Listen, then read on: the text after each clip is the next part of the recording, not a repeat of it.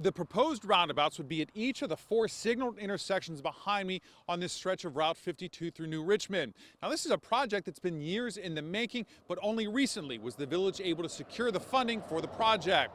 Now, though, a group of concerned citizens says that this needs to be put to a vote before moving forward. Current village administrator Catherine Bailey was not with the town when council voted for the project in 2021. She says it comes down to safety for drivers and anyone walking in the area. She also says it'll make it easier for traffic to get through as the village grows. We have added 214 new homes up on the hill, up on Bethel, New Richmond.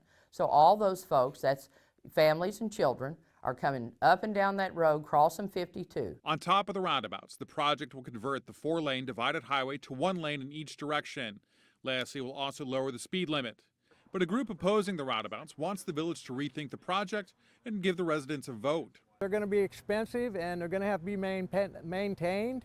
And there's a lot of road work here that needs to be taken care of. And if you look around this village and these roads, there is a lot that needs to be taken care of, not just a roundabout. Knott believes the village could do a lot of smaller changes to make the stretch just as safe. They could put flashing signals. They could lower the speed limit, going from the S-curve to the New Richmond sign out there. Meanwhile, Rose Pellegrini says she can't get answers from the village leaders on the need for such a massive project. If they're brought up, we're told, oh, get over it, don't talk about that anymore. We've been talking about that for years.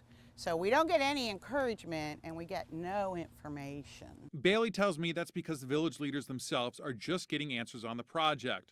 ODOT, which would oversee it, is just finishing up a feasibility study which will be presented to the village. The project will cost $12.5 million, and of that, the village is only kicking in around $600,000. The rest is grant money. If we turn down that grant money for roundabouts and reducing the speed and safety on US 52, that money's gone.